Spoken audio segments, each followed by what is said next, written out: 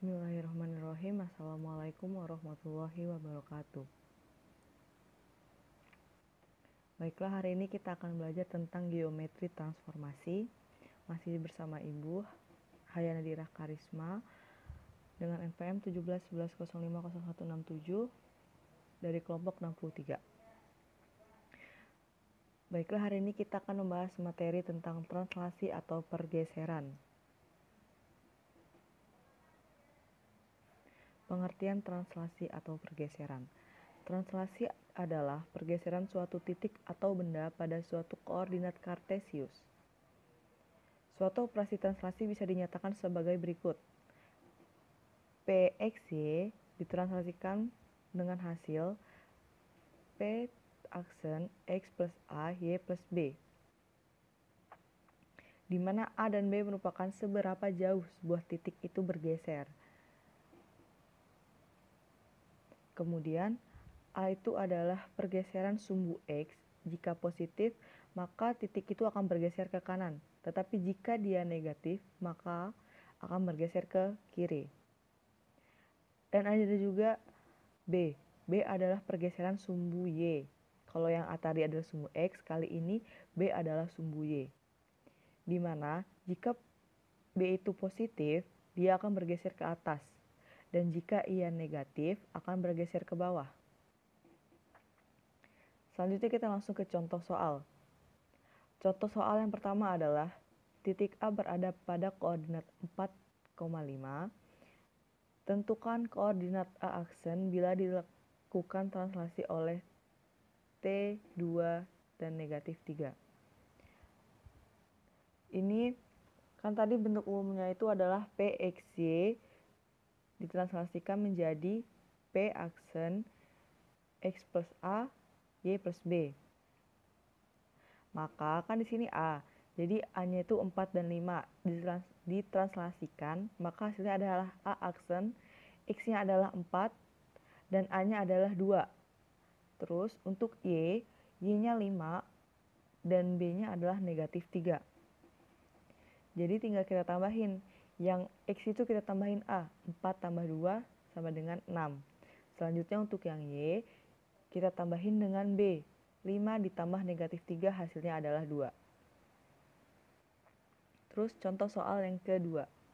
Tentukan hasil translasi dari titik P min 2, 3 bila ditranslasikan oleh T negatif 4, negatif 6. Caranya sama seperti yang nomor 1 tadi. Jadi kita tulis dulu nih. P X-nya adalah negatif 2 dan Y-nya adalah 3. Ditranslasikan akan menghasilkan P aksen. X-nya kita tambahin dengan A. Jadi negatif 2 ditambahin dengan negatif 4. Untuk Y-nya adalah 3 ditambahkan oleh B. B-nya adalah negatif 6.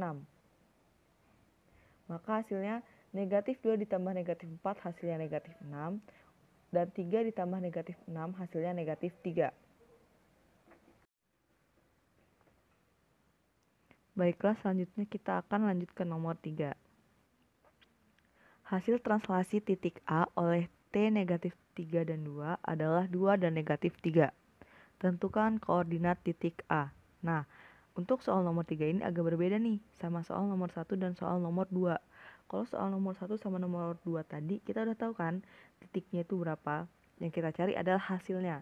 Tapi di soal nomor 3 ini yang kita ketahui justru hasilnya. Dan yang kita cari adalah titiknya.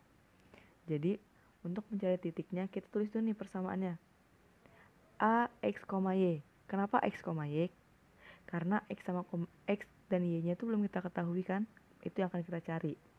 Terus ditranslasikan dengan hasil A aksen 2 negatif 3. Untuk mencarinya kita cari satu-satu. Ingat yang tadi.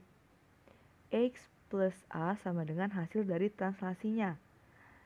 Maka untuk mencari X dan Y-nya kita gunakan rumus yang itu. X-nya tetap karena belum kita ketahui kan.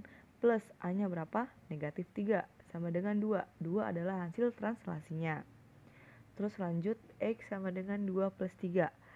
Nah, kan tadi kan min 3 tuh. Kita pindahkan bersama 2, makanya tandanya berubah menjadi positif. Terus X sama dengan 2 plus 3. Jadi X sama dengan 5. Ketemu nih, X-nya sama dengan 5. Terus kita cari Y-nya, sama kayak cari yang X tadi. Y plus B-nya berapa? B-nya 2. Sama dengan negatif 3. Negatif 3 adalah hasil dari translasinya. Kita lanjut. Y sama dengan negatif 3, negatif 2. Jadi negatif 2 karena plus 2-nya pindah luas, disamakan dengan negatif 3. Terus Y sama dengan negatif 3, negatif 2. Y sama dengan negatif 5. Udah ketemu nih dua-duanya. X sama dengan 5, Y sama dengan negatif 5. Jadi kita bisa tulis persamaannya. A5 dan negatif 5 ditranslasikan dengan hasil A aksen 2 dan negatif 3. Kita lanjut soal selanjutnya. Soal nomor 4.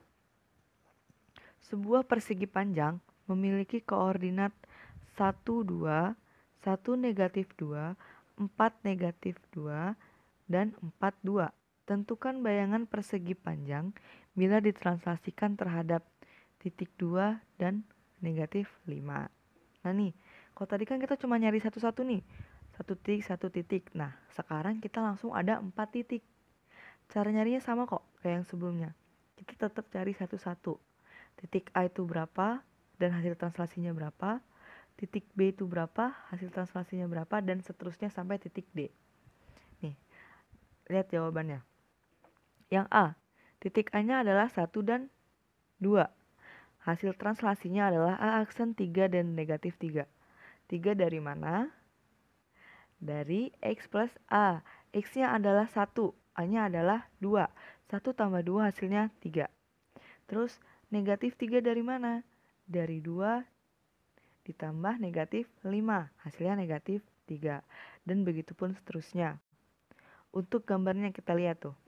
Kita tentuin dulu titik persegi panjang yang A, B, C, D-nya. Baru kita tentuin persegi panjang untuk A aksen, B aksen, C aksen, dan D aksen. Oke, titik A. Titik A berada di 1 dan 2. Berarti untuk X-nya 1, Y-nya 2. Sama kayak kemarin, yang grafik fungsi persamaan kuadrat itu. Begitu juga untuk menentuin titik di grafik yang sekarang. Terus lanjut ke yang B-nya. Dia ada di 1 dan negatif 2. C-nya ada di 4 dan negatif 2. Dan D-nya ada di 4 dan 2. Terus lanjut, gimana cara nentuin A aksen, B aksen, C aksen, dan D aksennya? Ingat yang tadi, kalau X-nya positif, maka dia ke kanan. Kalau X-nya negatif, dia ke kiri.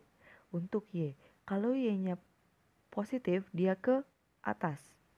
Kalau Y-nya negatif, dia ke bawah. Oke, kita lihat. A aksen 3 dan negatif 3. Berarti kita lihat 3. Berarti dari 0 kita geser ke kanan kan? 1, 2, 3. Terus lanjut ke X-nya, negatif 3. Berarti ke bawah kan? Negatif 1, negatif 2, dan negatif 3. Maka titik potongnya ada di A aksen yang berwarna hijau itu. Begitupun seterusnya. B aksen, C aksen, dan D aksen. Baiklah, sekian dari Ibu. Terima kasih sudah menonton videonya. Selamat mencoba. Wassalamualaikum warahmatullahi wabarakatuh.